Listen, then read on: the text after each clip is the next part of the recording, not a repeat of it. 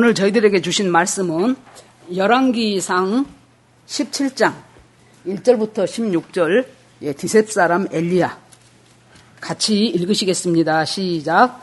길르앗에 우거하는 자 중에 디셉사람 엘리야가 아합에게 고하되 나의 섬기는 이스라엘 하나님 여호와의 사심을 가리켜 맹세하노니 내 말이 없으면 수년 동안 우로가 있지 아니하리라 하니라.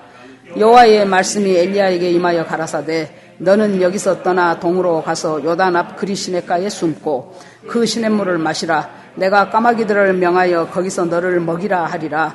저가 여호와의 말씀과 같이 하여 곧 가서 요단 앞 그리 시냇가에 머물매 까마귀들이 아침에도 떡과 고기를 저녁에도 떡과 고기를 가져왔고 저가 시내를 마셨더니 땅에 비가 내리지 아니하므로 얼마 후에 그 시내가 마르니라. 여호와의 말씀이 엘리야에게 임하여 가라사대 너는 일어나 시돈에 속한 사르밧으로 가서 거기 유하라. 내가 그곳 과부에게 명하여 너를 공개하라 하였느니라. 저가 일어나 사르밧으로 가서 성문에 이를 때에 한 과부가 그곳에서 나뭇가지를 줍는지라. 이에 불러 가로되 청컨대 그릇에 물을 조금 가져다가 나로 마시게 하라.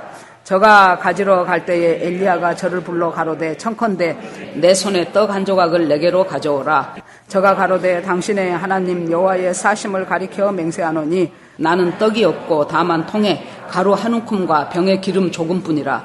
내가 나뭇가지를 두엇을 주어다가 나와 내 아들을 위하여 음식을 만들어 먹고 그 후에는 죽으리라. 엘리야가 저에게 이르되 두려워 말고 가서 내 말대로 하려니와 먼저 그것으로 나를 위하여 작은 떡 하나를 만들어 내게로 가져오고 그 후에 너와 내 아들을 위하여 만들라. 이스라엘 하나님 여호와의 말씀이 나 여호와가 비를 지면에 내리는 날까지 그 통의 가루는 다하지 아니하고 그 병의 기름은 없어지지 아니하리라 하셨느니라. 저가 가서 엘리야의 말대로 하였더니 저가 엘리야와 식구가 여러 날 먹었으나 여호와께서 엘리야로 하던 말씀같이 통의 가루가 다하지 아니하고 병의 기름이 없어지지 아니하니라. 아멘. 기도하시겠습니다. 하나님 감사합니다. 오늘도 우리 주님께서 귀한 주일을 허락하시고 저희들에게 믿음으로 하나님 앞에 예배드리게 하시니 참 감사합니다. 하나님 모든 어려운 상황 속에서도 그 상황들이 하나님 문제가 되지 않으며 정말로 주님 안에서 어떻게 주님을 예배하는가 하나님 그 예배가 저희들의 삶이 되고 또 삶이 예배가 되는 그런 삶을 넉넉히 살아내는 저희들이 되기를 원합니다. 하나님 아버지 참 여러 가지로 어려운 가운데 특별히 아버지 이 수도권을 중심으로 계속해서 지금 이 코로나 바이러스가 끊어지지 않고 있는데 예수의 보혈로 덮어주시고 각자가 서로 조심하여 위험한 곳은 저희들이 잘 삼가면서 그렇게 하나님 은혜 가운데서 잘 지내갈 수 있도록 우리 하나님께서 도우시고 이 기간이 단순히 불편한 기간만이 아니고 우리 하나님께서 저희들에게 주의 신부로서 어떻게 신앙으로 어떤 믿음으로 살아갈 것인가를 잘 준비하는 기간이 되게 하기 위하여 이 기간을 허락하셨다고 봅니다. 하나님 아버지 이 시간 동안 더욱더 주님과 친밀해지게 하시고 더 깊은 말씀 속에서 더 깊은 은밀한 기도 속에서 하나님과 귀한 시간을 보내는 저희들이 되도록 주께서 함께하여 주시옵소서. 말씀을 주시는 분도 주님이십니다. 아버지 정확한 해석을 하며 정확한 적용을 하게 하시는 분도 또한 하나님이십니다. 하나님 아버지 이곳에 임재하시고 이곳에 참석한 모두에게 정말로 내 주 되신 우리 주님 그 주님 붙잡고 잘 승리하는 삶을 살도록 인도하여 주시옵소서. 예수님 이름으로 기도합니다. 아멘. 참 저희들이 어려운 시기를 살아가고 있습니다.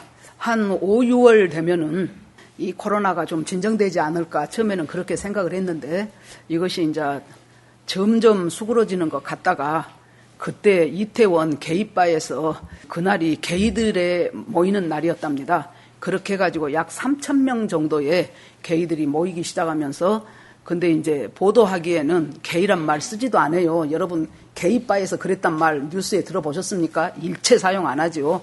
교회에서 누구 확진자 무엇이 하나만 나왔다 하면 모든 뉴스마다 밑에 자막까지 다 동원을 하는데 그 소리는 찍 들어가 버려요.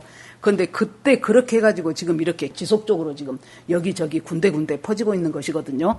어쨌든지 간에 참 하나님 앞에 기도하면서 잘 이겨내시고 오늘 1부하고 2부에도 지금 모르는 사람들이 1부에 3명 왔는데 모르시는 분들이라 죄송하다고 가시라고 했고 또 우리 2부 시작하기 전에도 또 식구들이 왔었는데 그랬습니다. 그래서 어찌됐든지 간에 우리가 지금은 이제 서로 조심하면서 등록된 교인들 위주로 이렇게 예배를 조심해서 드리게 된 것을 그래도 그나마 감사를 드립니다. 참 어두운 시절에는 하나님께서 또 그 시대를 잘 이겨나갈 수 있는 그런 믿음의 사람들을 하나님께서 또 세우신다 하는 생각이 듭니다.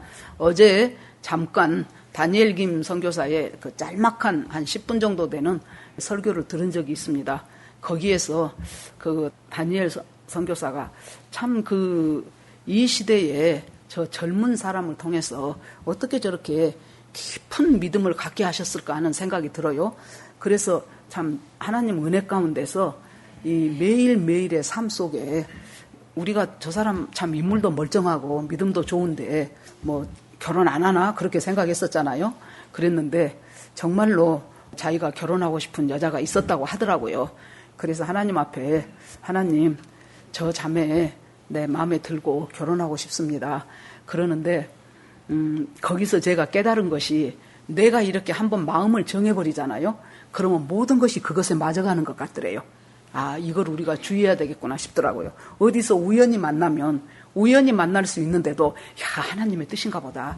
그래서 저 자매 여기서 만났나 보다. 이렇게 생각이 들고 어디서 뭔 사건이 있으면 하나님 이렇게 인도하셨나 보다. 모든 것이 자기 좋도록 그렇게 막 해석이 되더래요. 그리고 하나님 앞에는 통보만 하는 거예요. 차마 말 안 할 수 없으니까. 아이고 하나님 이러저러 하는데 괜찮지요? 그랬더니 하나님이 말씀을 안 하시더래요.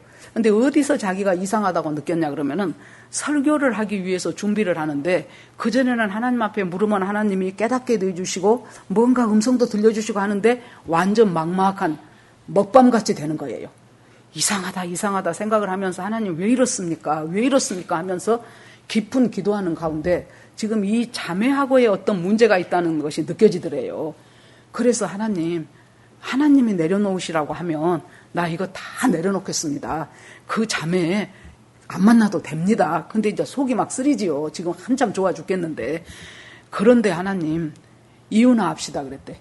왜 하나님 그 자매가 싫은데요? 이혼아 합시다. 그랬더니 하나님이 자기한테 너 그 그림 아냐? 그러더래요. 너 그 그림 잊지 않았냐? 그러더래요. 하나님과 자기만이 아는 것이래요. 어떤 그림이냐면 자기가 앞으로 어떤 인생을 살 것인가.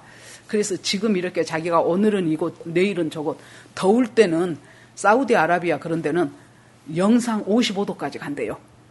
그런데 보도되기는 항상 49도라고 보도된대요. 왜 그러냐 그러면 50도 넘으면 일을 쉬어야 된대요. 그러니까 일 시키려고 50도 안 넘은 척 하려고 항상 텔레비전에서는 일기예보 때 오늘 최고 기온 49도였습니다. 그런다는 거예요. 그러니까 더울 때는 그렇게 더운 지방에 추울 때는 또 엄청 추운 영하 40 몇 도가 되는 그런 곳까지를 자기가 이곳저곳 집도 없이 그렇게 하니까 언제 하나님이 이곳에서 그 사람을 끊게 이제 너 사역 그만해라. 그렇게 하고 하나님이 너는 어느 곳에 가서 선교사로 일해라. 그러면 그 선교사에서 정말로 까마귀가 오늘 엘리야 시대 때 까마귀가 자기에게 떡을 갖다 주는 그것으로 하나님께서 주시는 것으로 공급받고 그리고 하나님의 영광 충분히 주님과 교제하며 하나님 영광 돌리다가 주님이 이제 그만 와라 하면은 가는 것이 자기 인생에 대한 그림이었대요. 그 그림을 하나님 앞에서 자기가 그렸어요, 옛날에. 근데 너 그 그림 생각나냐? 그러더래요. 그래서 생각나지요? 그랬대요. 그랬더니 하나님이 그 자매는 그 그림 속에서 너와 함께 살아갈 사람이 아니지 않냐? 그러더래요. 보니까 맞더래. 그래서 알았습니다. 그러고 깨끗이 정리했다고. 그 얘기를 딱 이렇게 한 10분 정도의 간증 속에서 듣는데 참 마음이 짠하더라고. 그렇게 오늘은 이곳 내일은 저곳 다니면서 정말로 하나님의 뜻대로 그렇게 젊은 사람이 정말 인물도 반듯하고 신앙도 좋은 그 사람이 그렇게 살아가는데 그곳에서 자기하고 맞다 하는 자매를 만났을 때 얼마나 마음이 설레었겠어요. 그 젊은 사람이. 그랬는데 하나님의 뜻이 아니라고 생각하니까 그걸 그대로 내려놓고 하나님께서 그 그림 생각나냐 했을 때 예 나요 했던 그 순종이 참 아름답구나. 그러고 보니까 이제 자기 동생이 또 아미김이라고 있잖아요. 동생이. 그 동생의 이제 또 그걸 잠깐 들었어요. 그랬더니 자기가 신학교 다닐 때 정말로 가난했었대요. 먹을 걸 제대로 먹지 못하고 그래서 신학생하고 결혼하는 것은 참 가난을 그냥 아예 동반자로 사는 것인데 두 신학생끼리 만나버리니까 이 가난은 대책이 없더라는 거예요. 자기 남자친구가 원래는 증권회사 다녔던 사람이었는데 그냥 하나님이 나를 부르신다고 사표를 내고 그 퇴직금 갖고 이제 등록금을 해가며 하는데 등록금 할 수 있는 퇴직금이 떨어져 버리니까 이제는 둘이가 다 막 대책이 없잖아. 둘 다 학생이고. 그래가지고 제일 괴로운 것이 스타벅스에서 누가 만나자 그러면 왜 자꾸 커피 마셔야 되는 거기서 만나자고 하는 거야. 그래갖고 자기한테 5달러밖에 없는데 이것으로 커피를 사 먹을 수도 없고 정말 그때 난감해가지고 하여튼 뭐 차에다가 뭐 우유를 어떻게 갖고 막 자기들이 라떼를 만들어갖고 막 이렇게 먹고 그랬었다고. 그래서 이제 마트를 가면은 이제 음식 이제 재료들이 있잖아요. 그러면 그걸 사 먹고 싶어서 이렇게 담았다가 자기 돈이 2달러, 3달러, 5달러 그것밖에 없어. 그러면 다시 그걸 갖다가 제자리에다가 놔. 전부 다시. 그리고 그것에 해당되는 작은 것 뭐 하나를 들고 나와야 됐는데 지금은 이제 아마 형편이 좀 나아진 모양이죠. 지금은 먹고 싶은 것 이렇게 그냥 맘 놓고 고르면서 자기가 느껴지는 것이 내가 그때 정말로 까마귀가 그 떡조가리 갖다가 제공해 주시고 나를 먹여 살리셨던 그 하나님을 이제 나도 모르게 잊어가고 있구나. 여러분 우리가 풍성해지면은 여유로워지면은 지금 아마 여기 사신 분들 중에서 내가 돈 없어 하면서 이것저것 했다가 다시 제자리로 갖다 놓을 만큼 돈이 없으신 분은 아마 대체적으로 없으실 것입니다. 그래도 우리 생필품 정도는 어느 정도 살 수 있는 정도는 지금 저희들이 되지 않냐 싶습니다. 그러면 여러분 우리들의 삶 속에서 정말로 인생의 어떤 부분에서는 저는 하나님이 까마귀를 통해서 우리에게 음식을 제공하시고 우리의 필요를 채워주신 것처럼 우리 인생의 어느 부분 가운데서는 저는 꼭 이 한 번의 시련이 우리한테 있어진다고 봐요. 그런데 제가 보니까 차라리 어린 시절에 있는 게 더 낫더라고. 멋모르고 당해. 그런데 나중에 다 성인이 돼가지고 결혼해서 자식들 낳고 하면서 그때 같이 겪으려면 참 힘들지요. 그런데 우리 인생 가운데 어느 순간만큼은 하나님께서 물론 정도의 차이는 있지만은 그런 어려운 시기를 경제적으로 어려운 시기를 허락하신다 하는 생각이 듭니다. 굉장히 이 시대는 영적으로 암울한 시대였어요. 오므리 왕조의 아합이 왕이었어요. 그런데 성경에 뭐라고 나오냐면은 얼마나 아합이 하나님의 뜻에 맞지 않게 악을 행했든지 어떤 왕, 지금 북왕국 이스라엘과 남왕국 유다로 나눠져 가지고 북왕국 이스라엘의 첫 번째 왕이 여로보암이었잖아요. 그 말할 때마다 여로보암의 못된 길을 이 왕들이 따라서 했다 그렇게 나오는데 어떤 여로보암부터 시작해서 어떤 왕보다도 가장 악한 왕이 아합이었다 그래요. 그 아합이 그렇게 악할 수 있는 것이 뭐였냐면은 바로 그 아내를 두로 시돈 지방의 제사장이자 왕 겸임을 하고 있는 그 사람의 딸이었어요. 그래서 그 이세벨이 시집을 와서 아합의 왕후가 되면서부터 이제 바알 신당을 만들고 거기에 사당을 만들고 거기에 이세라 또 신전을 만들고 그렇게 하면서 모든 나라가 전부가 다 우상 숭배로 그냥 딱 쪄들어버린 나라가 됐어요. 그러니까 여러분 지금도 우리가 이렇게 보면서 참 그 한국 교회가 아직은 명맥을 유지하고 있지만은 옛날에 그 참 가난하고 어려운 시대에 살았던 일제시대 때의 우리 믿음의 조상들과 한번 비교를 해보십시오. 지금은 어린 반품도 없잖아요. 그 다음에 조금 더 지내서 60년대, 70년대 이렇게 막 교회가 부흥하고 나라가 막 산업에서 성장기에 들어가고 그럴 때 얼마나 교회가 활발했습니까? 그 지나간 동영상을 한번 보니까 야, 엑스플로 74때 그때 이제 연세 드신 분들은 혹시 기억할지 모르겠어요.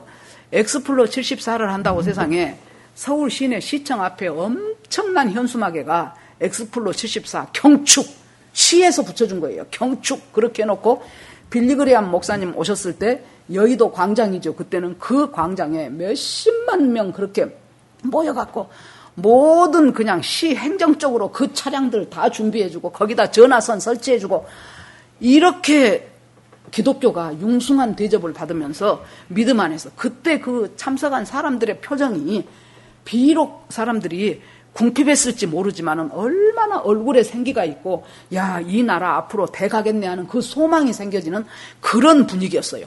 그런데 지금은 어떻습니까? 어디 가서 맘 놓고 교회 다닌다는 말도 못해.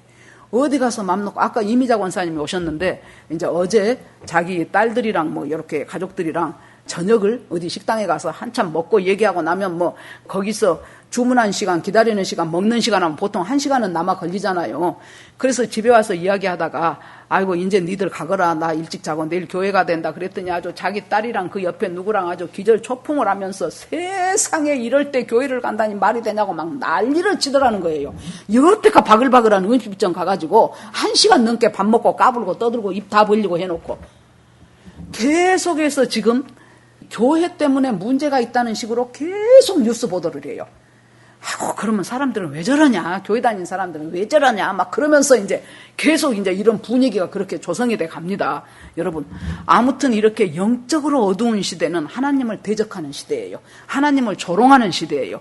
이 영적으로 어두운 시대에 아합이요, 그렇게 해서 어느 누가 감히 이 왕인 아합한테 말을 감히 할 수 있겠습니까? 아이고, 우리는 여호와 하나님 섬기는 민족인데 왕이시여 왜 그렇습니까? 그렇게 누가 직언을 할 수가 있겠습니까? 그런데 여기에 딱 한 절 16장 34절에 뭐가 나오냐 그러면은, 그 당시에 이 아합이 이렇게 하고 있던 이 당시에 베델 사람 히엘이라는 사람이 여리고 성의 털을 닦으면서 재건하기 위해서 터 닦을 때 맏아들이 죽었고 문 달 때 막내 아들이 죽었다. 그것이 한 문장 딱 나와요. 그러면 왜 성경에서는 아합이 이렇게 악을 행했다고 나오다가 느닷없이 거기다가 한 문장 그걸 끼워 넣었을까요? 자, 가나안과 지금 현재 이스라엘과를 비교를 해보자는 거예요. 여호수아 시대 때 가나안을 정복을 하면서 첫 번째 성이 여리고성이었죠. 그 여리고성을 한 번 돌고 두 번 돌고 나중에는 7번 돌고 13번 돌면서, 그러면서 하나님께서 이 여리고성을 무너뜨리고 나서 주님이 그 대언자로 여호수아를 통해서 앞으로 절대로 이 여리고성은 재건하지 말아라. 만약에 이 여리고성을 재건한다면 재건하는 사람이 터 닦을 때 큰아들이 죽고 문 달 때 작은아들이 죽을 것이다. 그렇게 하나님이 저주를 예언을 하셨어요. 즉 뭡니까? 하나님께서 이 가나안 땅에 들어와서 첫 번째 성인 여리고성을 무너지게 하는 데 있어서 하나님께서 완전한 실물 교육으로 봐라. 왜 그래요? 우리 인간은 세월이 흐르면 잊혀져 가요. 하나님의 역사 잊혀져 가요. 멀리 갈 것 없이 내 자신도 봐보세요. 얼마나 굽이굽이 하나님의 은혜 속에서 살아서 지금까지 왔어요. 우리 모두가 다. 그랬는데 잊혀져 가요. 없었던 일 같아요. 그냥 나는 내 나름대로 내가 살아서 여기까지 온 것 같아요. 굽이 하나님의 은혜와 하나님의 역사를 이루 우리가 안 적어놔서 그러지, 이루 말할 수 없는 은혜를 받고 살았어요. 여리고성이 무너진다는 것이 말이 됩니까? 그 난공불락의 성이 지금도 이미 다 옛날이지만은 놀라운 이중 성벽으로 되어 있었던 그 여리고성이, 이 노예 출신 이 사람들이 뭐 100여만 명, 150만 명 이 정도 수가 어른 아이 빼버리면 장정들은 60만이나 될까 말까 한데, 그 사람들이 뭔 재주로, 무슨 무기가 있습니까? 무슨 폭탄이 있습니까? 그것으로 여리고성을 무너뜨렸다는 것은 말도 안 되잖아요. 그러니까 하나님께서 자, 실물 교육이다. 나는 너희들을 애굽 그 바로의 노예에서 건져내기만 했을 뿐만 아니고, 나는 너희들을 홍해만 건너게 했을 뿐 아니고, 나는 너희들을 광야에서 기적만 맛보게 한 것이 아니고, 바로 이제 너희들이 도착해야 될 그 가나안 땅에서, 그 가나안에서 모든 지금 가나안 칠족속들, 우리가 예수 믿기 전에 내 속을 점령하고 있었던 것들이 가나안 칠족속이에요.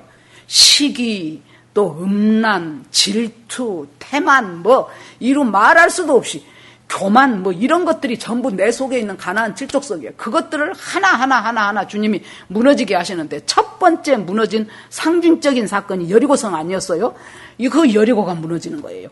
그래서 주님이 봐라, 거기에서 너희들이 예수 믿고 구원받았냐? 구원이 그것이 끝이 아니라 그랬죠. 이제부터는 내 속에 있는 가나안 칠족속들을 하나씩 제거해가고 무너뜨리고 파쇄해가는 것이 바로 이제 우리가 해야 될 일인데, 그 일을 내가 하는 것이 아니고 그 일을 주님이 할 수 있도록 힘 주시고 능력 주셔요.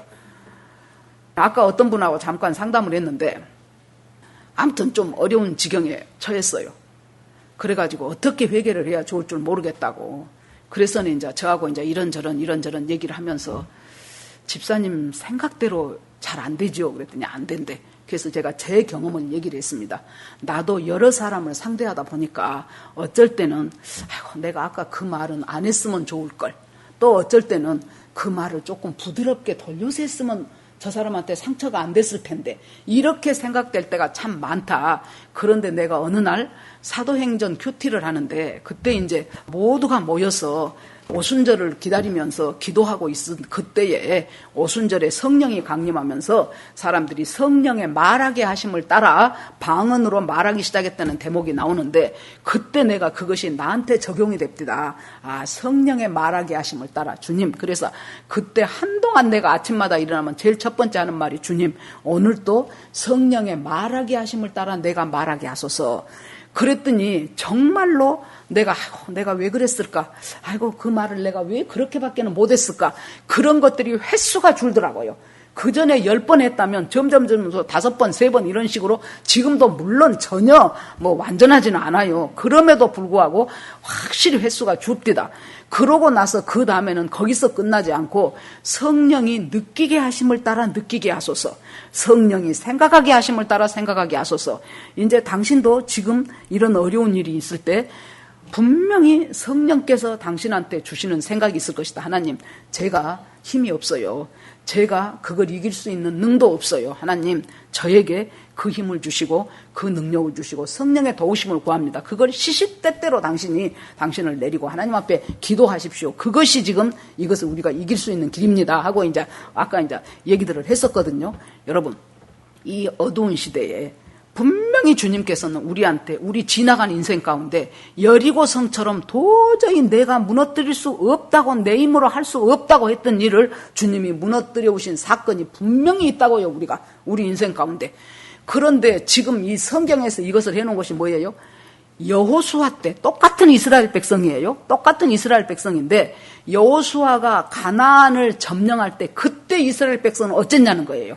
하나님의 말씀 따라 하나하나 순종함으로 말미암아 그 가나안의 칠족속을 몰아내기까지 그 훌륭한 믿음의 승리를 거뒀다면 지금 세월이 흘렀어요. 지금 이 아합 왕 때는 어째요?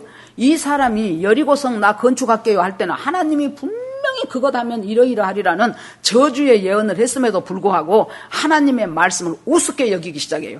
요즘에 저는 교회 밖에 안 믿는 사람은 하나님을 모른다고 치고 교회 안에 예수 믿는 사람들 가운데서 특별히 또 지도자격인 사람들 가운데서도 얼마나 하나님의 말씀을 우습게 여기는지 몰라요. 그것은 그것이고요. 그것은 그것이고 나는 나 하고 싶은 대로 하는 거예요. 그것이 우리 믿는다는 사람들의 지금 엄청난 맹점이거든요. 아니 여호와께서 세상에 이 여리고 터전을 닦으면은 큰아들이 죽고 문 달 때에 작은아들이 죽은다는데 그걸 자기 혼자 안 했을 거라고요. 아하방한테 가서 허락을 받았을 거예요. 내가 이 여리고성을 재건하고 싶은데 왕이시여 건축 허가를 내주십시오. 그랬더니 괜찮아 그러면서 돈 딱 갖다 주면서 왕한테 드리는 선물입니다 하면서 그것 허락해 주세요 하니까 그래 지어 그랬을 거예요. 그랬는데 어쩝니까? 그거 터를 닦을 때 자기 큰아들이 죽었고 문을 달 때 막내아들이 죽었다 그랬어요. 그 말은 뭔 말이에요? 똑같은 이스라엘 백성인데 하나님의 말씀을 정말 생명처럼 귀하게 여기고 순종할 때는 이스라엘이 융성하고 가나안 칠족속이 쫓겨났어요. 그런데 지금 하나님 말씀을 우습게 여기는 이때 너희들은 아무리 우습게 여겨도 하나님의 말씀은 그때나 이때나 살았고 생명력이 있고 좌우의 날성건처럼 쪼개고 그 능력이 있기 때문에 그 얼마 전에 그 여리고성 무너질 때 했던 그 말씀이 지금 그대로 응해가지고 베델 사람 히엘이 여리고성 터 닦을 때 큰아들 죽고 문 달 때 작은아들 죽고 이런 일이 일어나는 이 두 개를 지금 그때 가나안 정복했을 때의 이스라엘과 이렇게 무너져버리고 우상 숭배하는 이스라엘을 두 개를 딱 대조를 해서 지금 성경이 보여주고 있습니다. 이때 느닷없이 누가 튀어나옵니까? 디셉 사람 엘리야하고 튀어나와요. 대체적으로 선지자에 대해서 소개를 할 때는 어느 지파, 무슨 족속, 누구의 아들, 그리고 이 사람이 뭐 하고 있었는데 여호와의 신이 임해갖고 그때부터 하나님 말씀을 전하기 시작했다. 이렇게 그 사람에 대한 소개가 있어요. 그런데 엘리야는 소개가 없어. 소개가 그냥 디셉 사람 엘리야, 전라도 사람 오송자, 그것밖에는 소개가 안 되는 거예요. 디셉 사람 엘리야. 그렇게 해가지고 그 엘리야가 아합 왕한테 갑니다. 가가지고 뭐라고 합니까? 내가 섬기는 여호와 하나님이 말씀하시기를 하나님의 말씀이 없으면은 이 땅에 비와 이슬이 그친다고 하더라. 그렇게 말을 해요. 그러면 우리가 세상에 이 아합이 전 세계를 주무르고 있는 이때에 그 말을 한다는 것은 목숨을 거는 말이에요. 누가 감히 왕에게 그 말을 하겠습니까? 그러는데 이 엘리야가 가서 그 말을 했다는 것은 성경에 소개는 되어 있지 않지만은 이 말을 하기까지 엘리야 선지자는 하나님과 굉장히 깊은 교제와 깊은 친밀함과 하나님의 능력을 수없이 받고 하나님의 말씀대로 이루어지는 것을 몸소 체험했고, 그랬는데 어느 날 하나님이 너 아합한테 가서 내 이 말을 전해라. 아마 기도를 많이 했을 거예요. 하나님, 이 아합이 왕이 되면서 나라는 이렇게 점점 이 모양 요꼴로 이제 우리나라가 망할 것 같은데 하나님 어찌하면 좋습니까? 어찌하면 좋습니까? 우리가 얼마 전에 했던 하박국 선지서 보지요. 거기서 하박국이 이제 거기는 유다가 망해가겠죠. 여기는 이스라엘이고, 하나님 이렇게 나라가 하나님을 떠나서 우상 숭배하는 길로 접어들고 있으니 하나님 이 나라를 어찌하면 좋습니까? 정말로 가슴을 치면서 기도했을 것입니다. 그러자 하나님이 응 알았다, 내가 그것들 싹 쓸어버리고 좋은 나라 만들어주마. 그랬으면 얼마나 좋겠습니까? 그런데 하나님이 내가 준비한 것이 있는데 갈대아 바벨론 사람, 얼마나 그 사람들이 날래고 힘세고 병력이 아주 끝내주고 아주 말을 타는 기마병들이 아주 힘이 센 그 사람들을 불러다가 이 나라를 망하게 하고 너희들 데려다가 바벨론의 포로로 가겠다는 거예요.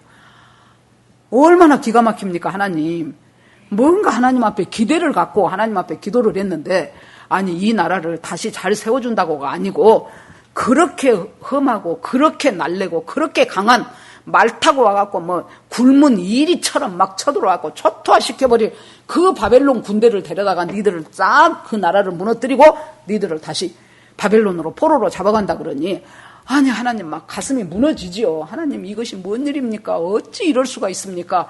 그러고는 하나님 앞에 드디어 2장 1절에 딱 가면은 내가 성루에 높이 올라서며 파수하는 곳에서 파수하리라 하고 해요. 뭐 하나님의 자기 기도에 대한 응답을 듣고 싶어서.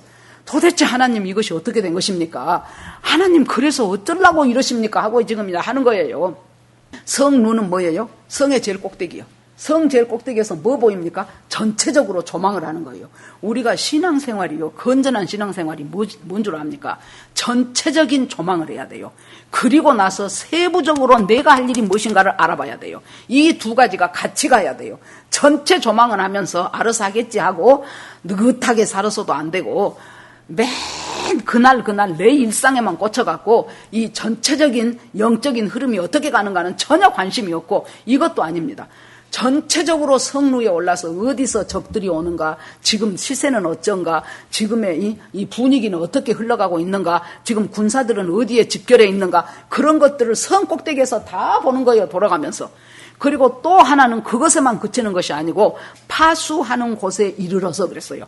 거기서 내 파수하는 것, 즉 뭐예요? 나에게 주어진 삶의 현장, 그 말이에요. 내가 지금 엄마로서 내 가정에서 살아가고 있는 거, 내가 아내로서, 남편으로서, 자식으로서, 직장에서 직장인의 한 사람으로서, 교회에서 교인의 한 사람으로서 지금 나에게 주어져 있는 그곳에서 내가 파수를 하는 거예요. 나에게 주어진 일을 내가 지키는 거예요. 나에게 하라고 하시는 것, 내가 힘을 다해서 주님의 능력 가운데 모르는 것 있으면 주님한테 묻고, 부족한 힘은 주시라고 주님에게 간구하고 기도하고 말씀 깊이 보면서 방향 잡아가면서 그렇게 넓은 것 보고 거시적으로 보고, 그 다음에 주님 위해서 이 세계를 향한 지금 어떤 상황 속에 지금 우리가 처해 있는가를 깨닫고, 그리고 나서 내가 지금 해야 될 것은 무엇인가, 지금 나에게 주님이 뭘 요구하는가, 그 두 가지 것을 다 하면서 응답을 기다려요.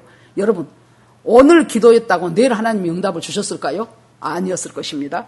상당히 깊이 하나님을 향하여 기도하고 기다렸을 거예요. 그러자 하나님이 응답을 주시죠. 저는 엘리야도 그와 같았으리라고 봅니다.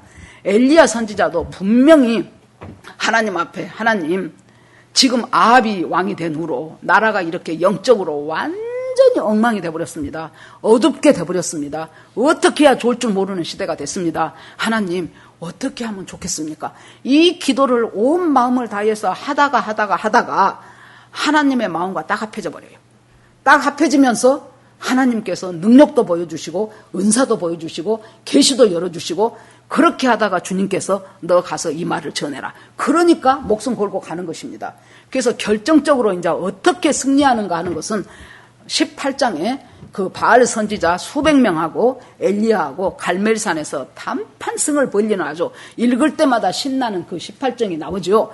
그래서는 딱 가가지고 여기서 뭐라고 말씀을 해요? 아합을 앞에다 두고 자 엘리야가 아합에게 고하되 나의 섬기는 이스라엘의 하나님 이 한 문장 속에요. 첫째, 당신은 바알 섬기지 너는 우상 섬기지 나는 살아계신 하나님 섬겨. 지금 그 얘기예요.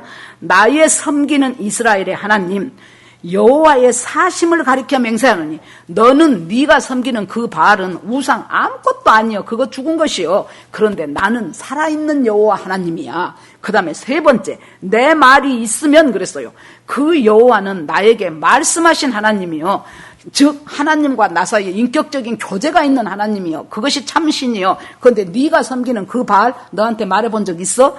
맨날 너 가서 빌어갖고 부자 되게 해주라 그러고 성공하게 해주라 그러고 그것만 했던 그 너의 신 너는 그것 믿지? 나는 이 하나님 믿어. 그 하나님 내가 섬기는 하나님 섬기다라는 말이 원래의 그 뜻이 그 앞에 서다라는 거예요. 지금으로 우리가 하면 코람데오야 코람데오.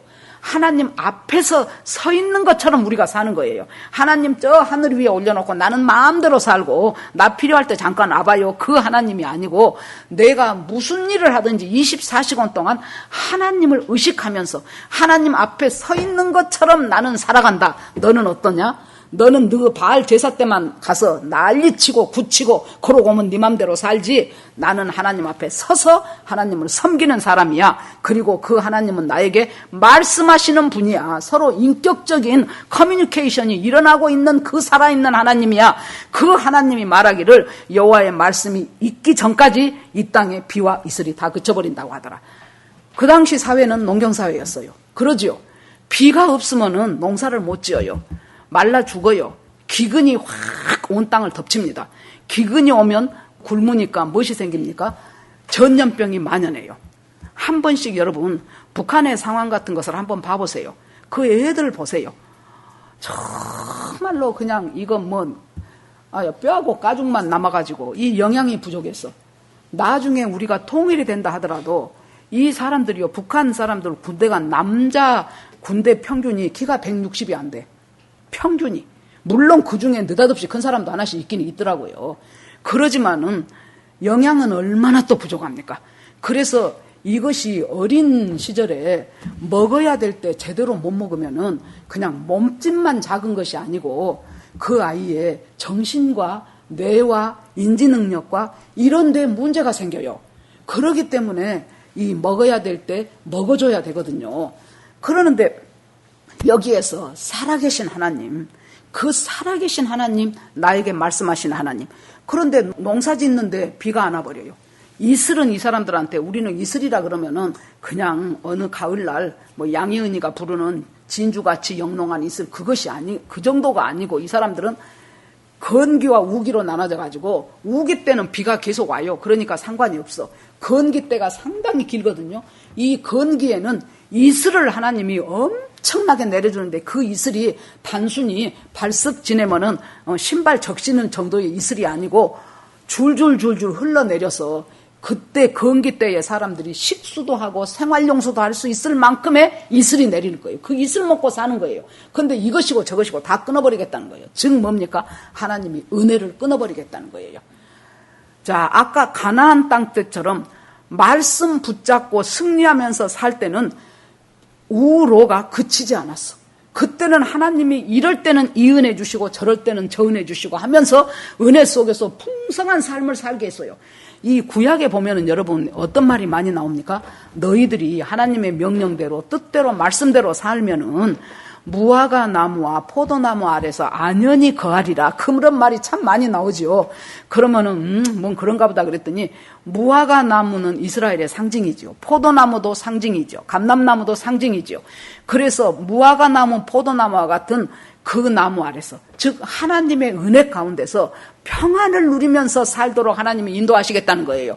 그런데 이제 비도 그치고 이것도 그쳐버리니까 은혜도 그쳐버리지요. 은혜도 그쳐버려요. 왜? 이들은 하나님과 상관없이 살아가니까 하나님께서 하나님이 주시는 은혜를 딱 그쳐버리겠다는 거예요. 그렇게 하고 하나님이 그릿 시냇가로 엘리야를 숨기십니다. 여러분, 기근이 들기 시작한데 이제 뭐까지 없습니까? 엘리야는 말씀을 상징하는 사람이에요. 엘리야는 하나님의 말씀의 대변자예요. 그런데 그릿 시냇가 어디로 숨겨버렸어요. 그러니까 말씀이 없어. 아모스서에 있는 것처럼 식량이 없고 물이 없어서 가란 시대가 배고픈 시대가 아니고 하나님의 여호와의 말씀이 없어서 배고픈 시대라고 한 것처럼 말씀이 없어요. 우리 그리스도인들은 밥 먹고 사는 것이 아니고 원칙적으로는 하나님의 말씀이 우리를 살려요. 믿음 안에서 살아볼수록 그걸 여러분들이 체험을 할 것입니다. 그냥 먹고 사는 문제가 아니고 우리를 살아나게 하시는 분, 내 속에 푹 침체되어 있었던 내 영혼을 소생시켜서 하나님 은혜 가운데서 날마다 소망을 가지고 살 수 있게 하시는 분은 하나님의 말씀이 우리를 인도해 간다 그 말이에요. 그런데 엘리야가 그릿 시냇가에 숨어버렸어. 그러니까 말씀은 끝나버린 거예요. 이제 그곳에서. 그래서 말씀까지 없어지는 이 기근을 지금 삼중고의 기근을 지금 겪고 있는 것이 지금 이스라엘 백성이라고 볼 수 있습니다. 자, 그릿 시냇가가 그럼 어떤 곳입니까? 여러분, 사람들 많이 모이는 곳은 분명 아니겠지요. 어디 그냥 아주 꼼짝꼼짝한 하나님이 예비해 놓으신 그런 곳이겠지요. 문화생활 마음대로 하겠습니까? 뭐 텔레비전이 있겠습니까? 아니면 나 좋아하는 맘 맞는 사람들끼리 만나서 서로 대화하며 즐겁게 뭐 밥 먹고 할 수 있는 그런 곳이 아니지요. 공허한 곳이에요. 다른 사람과 교제가 없어요. 고독한 곳이에요. 그리고 단조로운 생활이에요. 언제 무엇이 어떻게 될 줄 모르는 미래가 불안한 생활이에요. 그것이 그릿 시냇가입니다. 우리 모든 예수 믿는 사람들한테는 하나님이 음으로 양으로 그릿 시냇가를 허락하신다고 봅니다. 광야와 같은 곳이에요. 어떤 사람은 정말로 경제적으로 어려워서 광야와 같은 그릿 시냇가의 그 고통스러운 그것 나한테 하나님이 허락하실 때가 있어요. 아까 그 아미 선교사 얘기했던 것처럼 두 가난한 신학생들이 만나가지고 학교 다니라 공부하랴 돈 벌 길이 없으니까 그때 정말로 슈퍼 가가지고 살 것 들여넣었다가 돈 보면은 5불밖에 없으면은 할 수 없이 그거 다시 갖다 놓고 3불밖에 없으면은 또 그거 갖다 놓고 이렇게 했던 그런 것처럼 이렇게 그릿 시냇가에서처럼 하나님께만 집중하고 단조롭고 고독한 삶을 살 수밖에 없는 기간을 우리 인생 가운데 하나님이 허락하실 때가 있다 그 말이에요. 그때가 비참한 때가 아니고 그때 하나님께서 까마귀를 통해서 나에게 공급하시는 그 하나님의 은혜를 체험해야 되는 시간이에요. 그때가. 그렇게 해서 지금 그 단조롭고 그 고독하고 외롭고 오직 주님 외에는 바라볼 것이 없는 그곳에 여러분 까마귀는 레위기에 나온 것처럼 길조는 아니에요. 부정한 새예요. 까마귀가. 그 까마귀가 물어다 준 떡이 뭐 얼마나 그렇게 제대로 떡 같은 떡이었겠냐고요. 비유상했을 것 같아. 그것이 갖다가 입에다 턱 떨쳐놓고 갔을 때 생각해 보세요 한번. 어? 사람 손으로 준 것도 요새는 껄쩍지근해 하는데 그 입으로 물고 와갖고 그놈 하나 턱 떨쳐줄 때 그것이 먹고 싶었을까 싶은 생각이 들 정도로 배고프니까 안 죽으려고 먹었겠죠. 그래서 그거 하루에 한 몇 조각 받아 먹고 그리고 시냇물 떠서 마시고 이 일정 기간 동안이 지나니까 하나님이 그 물이 다 말라요. 그러니까 이건 여러분 뭘 말합니까? 아무리 엘리야처럼 깨어서 나라와 근심과 걱정을 해도 당하는 고통은 같이 당해요. 물이 마르니까 물이 없어요. 자, 그러니까 하나님이 뭐라 그래요? 네가 시돈 땅에 있는 사르밧으로 가면 거기에 과부 한 사람이 있는데 그 사람을 통해서 너를 먹여 살리마 그래요. 아마 엘리야가 그러지 않았을까요? 아이고 그동안 내가 진짜 그 까마귀가 갖다 준 떡조가리 참 추접스럽게 먹었었는데 이제는 아마 부자 과부가 하나 있는 모양이다. 남편이 유산 많이 남겨놓고 죽은 부자 과부가 있는 모양인데 그 과부한테서 좀 그래도 이제 좀 사는 것처럼 먹는 것처럼 먹고 살 모양이다. 그렇게 하고 갔지요. 그래서 사르밧 땅에 갔어요. 거기는 시돈 땅이에요. 자, 사르밧 땅에 가니까 어떤 여자 하나가 나뭇가지 주우러 나왔어요. 그랬더니 하나님이 저 여자다 그랬겠지요.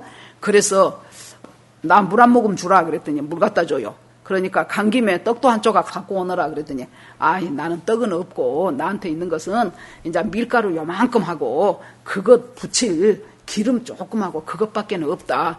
그것 나하고 우리 아들하고 둘이 먹고 이제 그 다음에는 우리는 죽을란다. 그러니까 이 여자가 예상할 수 있는 자기의 미래의 운명은 이제 부침개 한 점 먹고 죽는 것이 일이에요. 그러니까 여러분 보세요. 얼마나 이 이스라엘의 분위기가 죽음이 가득 찬 분위기입니까? 기근은 앞으로 3년 반 동안 계속될 거예요. 기근이 몰아닥치기 시작합니다. 비도 이슬도 하나도 없어요. 거기다가 물은 깨끗이 말랐어요. 죽음을 상징하는 새인 까마귀가 날라와서 음식 날라다 줘요. 자, 그 속에서 시냇물까지 다 말라버터 버렸어요. 그러니까 죽음이 확 휩싸리고 있는 것이에요. 여러분, 하나님은 우리에게 뭘 원하실까요? 그 죽음이 있는 그곳에 너를 통하여 생명 되신 하나님을 보여주고 싶다는 거예요. 가정이 죽음처럼 삭막한 곳입니까? 바로 나 한 사람을 통해서 생명의 근원 되시는 하나님이 네 가정에 생명을 공급하겠다 그 말이에요. 여기서 이 다 죽은 것 같은 이곳에 이 이스라엘 땅에 엘리야를 통해서 하나님의 생명의 근원이 되시는 그 하나님이 어떻게 생명을 살아나게 하시는가를 보여주겠다는 거예요. 하나님께서. 지금 우리가 참 어렵고 힘든 시대를 살고 있습니다. 자, 김여정이가 며칠 전에 그 삐라 보냈다고 난리를 쳤지요. 뭐 걔네들은 말하면 막 독한 말을 하잖아요. 인제는 늦었다. 너가 말해도 소용없다. 법이라도 정해라 하고. 아이고 법 빨리 정한다 그러대. 아주 김여정이 말한과 동시에 막 법을 정해가지고 탈북자 단체들 풍선 보내고 그것들 가만 안 둔다고 하고 뭐 난리를 쳤지요. 여러분, 그러니까 미국하고 영국하고 그런 데서 뭐라 그랬냐면 우리 대한민국을 인권 탄압국으로 지정을 한대요. 이제 그 탈북자가 여러분 생각을 해보세요. 얼마나 먹을 것이 없고 얼마나 살기가 어려웠으면 탈북을 하냐고요. 우리는 처음에는 탈북했다 그러면은 와 그랬는데 지금은 이제 하도 탈북자가 많아지니까 했나보다 그래요. 그래가지고 가만두고 진짜 중국에서 잡아가지고 다시 재송환 안 시키고 그대로 넘어오도록 놔뒀다면 지금 100만 명도 넘었을 거예요. 지금 한 뭐 몇만 명 되지요. 탈북자들이. 자기들이 못 먹여 살려서 대체적으로 탈북한 사람들이 도저히 굶어서 죽겠어. 더 이상 못 살겠으니까 두만강 건너서 중국에 가면 그때 어떤 탈북한 사람 얘기 들어보니까 제일 첫 번째 놀란 것이 두 가지라 그러더라고요. 중국에 넘어가니까요. 거기서 돼지를 먹이는데 돼지가 밥을 먹더래요. 그것이 너무 충격이었대. 두 번째는 그때 그 김성근 이제는 목사님 되셨어요. 그분 얘기 들어보니까 야, 이 국경이 있지요. 북한하고 중국하고 저 국경이 있을 거 아닙니까? 그 국경에 옥수수밭이 북한에도 옥수수, 중국에도 옥수수. 그러는데요. 금으로 나누듯이 중국의 옥수수는요. 옥수수가 새파라니 옥수수가 잘 자라요. 그런데 이 북한의 옥수수는 완전히 딱 금으로 그 뜻이 다 말라붙어 버려. 자기가 그것이 왜 그럴까? 비료가 모자랄까? 막 그렇게 생각을 했대요. 근데 자기가 예수 믿으면서 성경을 보니까 신명기에서 말한 그대로더라는 거예요. 신명기 28장에 축복과 저주를 나오는 것에서 저주에서 너희가 하나님으로부터 멀어지고 하나님을 배신하고 하나님을 저주하고 그러면은 너희가 하는 모든 것에 내가 저주를 베풀리니 너희가 하는 농산물에도 저주가 있고 뭐 떡반죽 그릇에도 저주가 임하고 들어가도 저주고 나가도 저주고 아이고야, 우리가 인간을 갖다가 하나님으로 만들어갖고 수령 아바이를 하나님으로 섬기니 이 죄가 둘이 다 같은 공산당이지만은 중국은 그렇게 시진핑이가 신이라고까지는 안 하잖아요. 그런데 북한은 김일성이가 신이고 그 다음에 차마 김정은한테는 신이라고까지는 못하더라고. 김정일이가 신이고 전부 신이요. 그 전에 여러분 동영상 봤는가 몰라요. 북한에 있는 그 여자 인자 목사라고 이름 붙였어요. 거기도. 그래가지고 미국 사람 하나가 인터뷰를 해요. 하나님을 누구라고 생각하십니까? 그랬더니 그 여자가 그게 말이죠. 저는 하나님은 김일성 수령 어버이라고 생각합니다. 이래요. 그 사람들한테 있어서 하나님은 김일성 수령 어버이요. 그래서 그 김성근 그 목사님이 성경을 나중에 알고 나니까 왜 이렇게 국경을 가르듯이 북한과 중국과의 옥수수가 이렇게 차이가 난가를 자기가 알았다는 거예요. 자, 그 속에서 지금 크리스네가에서 아이, 이제 죽음이 이제 다 오는 상태예요.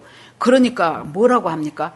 내가 살아계신 하나님이 말씀하시기를 네가 나한테 그 붙여갖고 그 붙인 게 한쪽과 붙여갖고 나부터 갖다 주면 하나님이 이 기근이 끝날 때까지 밀가루와 기름이 떨어지지 않게 하겠다고 약속하셨다 그래요. 그런데 여러분, 이 여자한테 요구되는 믿음이 이거예요. 하나님이 때로는 우리한테 이해하지 못할 것을 요구하실 때가 있어요. 아니, 선지자란 사람이 이 가난한 과부한테 벼룩이 간을 내먹지 지가 아들하고 한 끼 먹을 것밖에 안 남았다 그러는데 그거 붙여갖고 나갔다 주라는 것이 인간적으로 말이 됩니까? 여러분, 인간적으로 말이 안 되는 것이 하나님 앞에서 말 되는 것이 엄청 많아요. 그런데 이 여자가 아마 그렇게 생각했을 거예요. 한 끼 먹고 주구나, 한 끼 안 먹고 주구나. 죽는 것은 마찬가지다. 저 사람이 진짜 그렇게 되면 이 밀가루와 기름이 안 떨어진다고 하니 한번 믿어보자 하고 그걸 만들어서 갖다 주지요. 근데 그때마다 계속해서 그 이후로 아이고, 밀가루 하면 통에 밀가루가 계속 있고 딱딱 긁었는 것 같은데도 그 뒷날 보면 또 밀가루가 쌓여 있고 기름이 쪽 따라버리고 없는 것 같은데도 보면은 계속 나오고, 이 기적적인 역사가 그때만 있었던 것이 아니에요. 제가 일부 때도 말씀드렸는데 우리나라 제일 처음에 그 토레이 신부님 저 강원도에 제일 우때 지금 이제 몇 대 됐지요.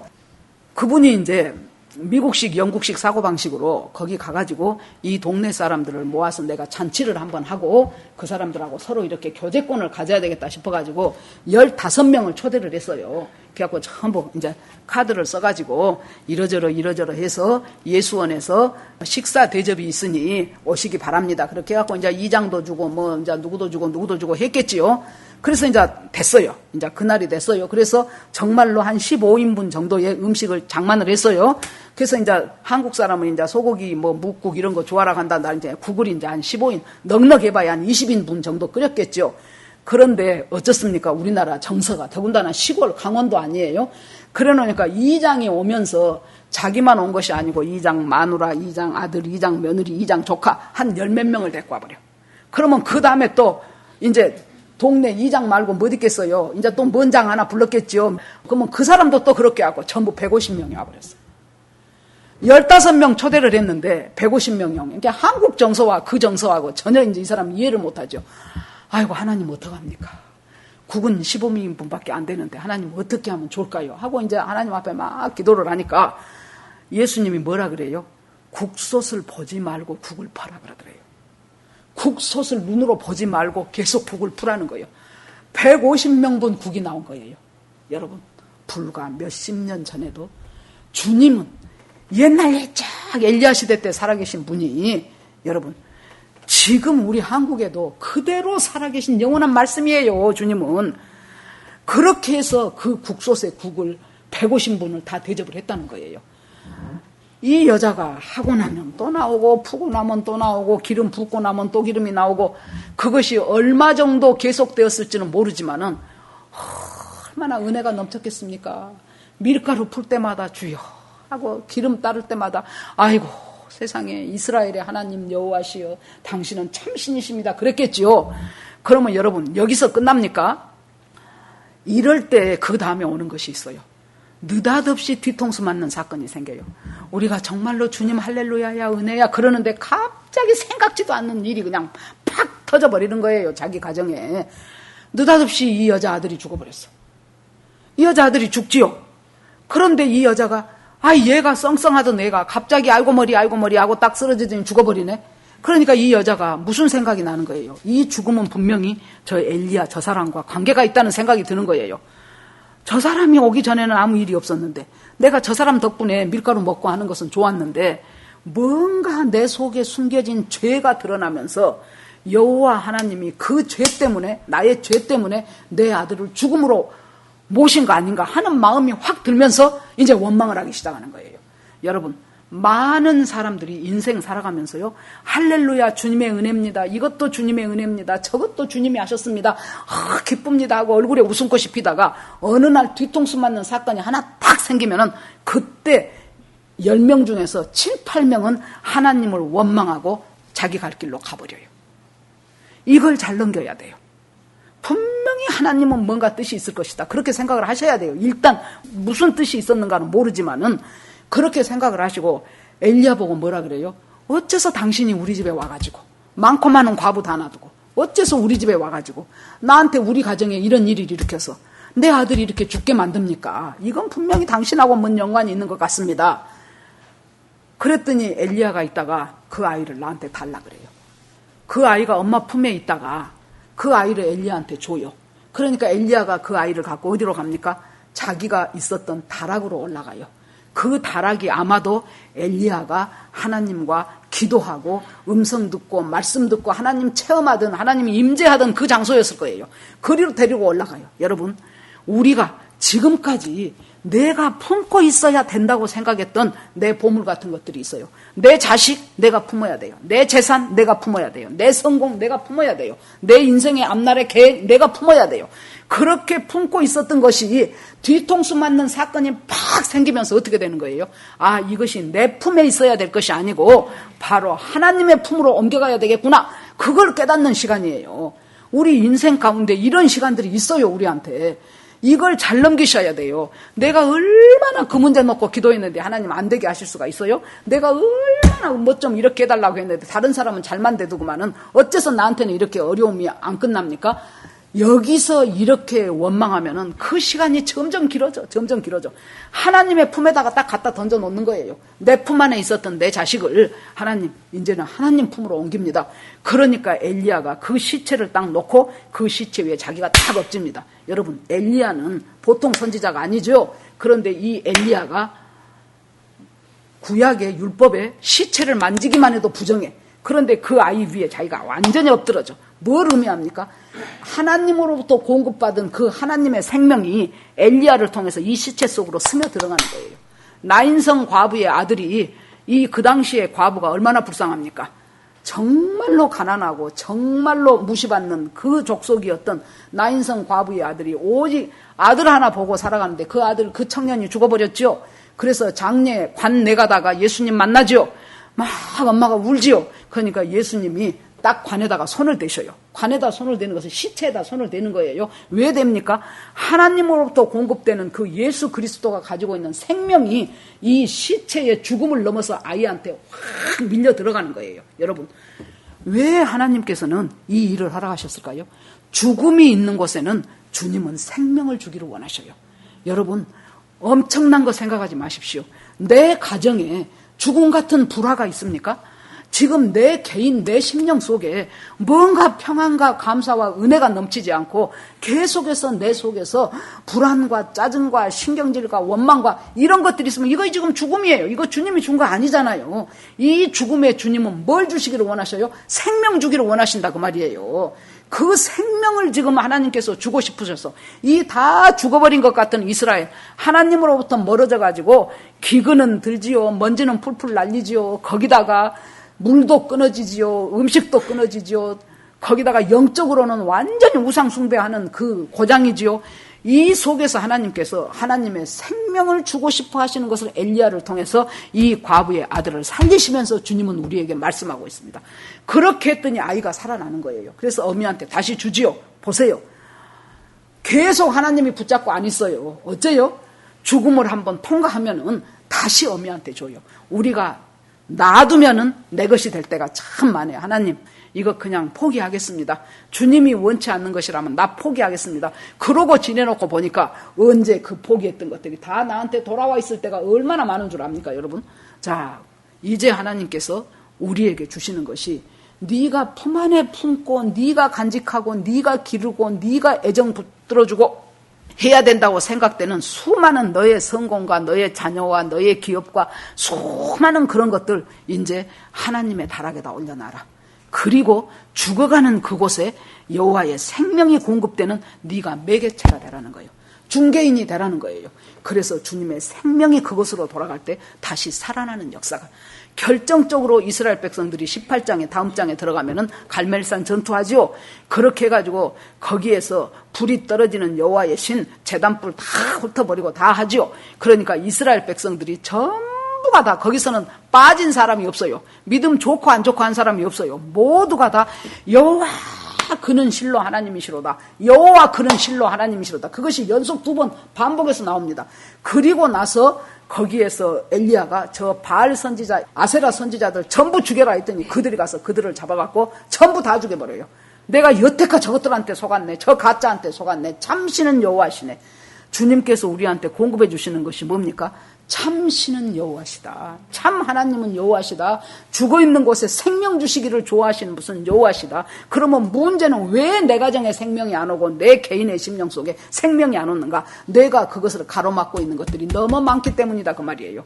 세상적인 가치가 가로막고 있고 우울과 불안과 걱정과 이런 것들이 가로막고 있고 항상 내 자신을 바라보며 주님의 은혜보다는 저 사람을 생각하며 원망하고 짜증내기를 쉽게 하는 이런 모든 것들이 가로막고 있습니다. 있으니까 생명을 주고 싶은데 생명이 스톱이 돼버리는 것입니다. 여러분 오늘 이 말씀 가운데서 날마다 내 삶 가운데서 정말로 하나님의 은혜가 공급되는 하나님 우로가 그치지 않는 그래서 비 내릴 때 비 내리고 은혜의 비가 내릴 때 은혜의 비가 내리고 은혜의 이슬이 내릴 때 은혜의 이슬이 내어서 정말로 무화과나무 포도나무 아래서 안연히 거하면서 하나님을 찬송하면서 사라지는 그날이 있기를 하나님 소원합니다. 지금 우리가 살아가면서 어려운 시대입니다. 이 시대를 어떤 눈으로 보느냐가 달라요. 제가 홈피에다도 적어놨는데요.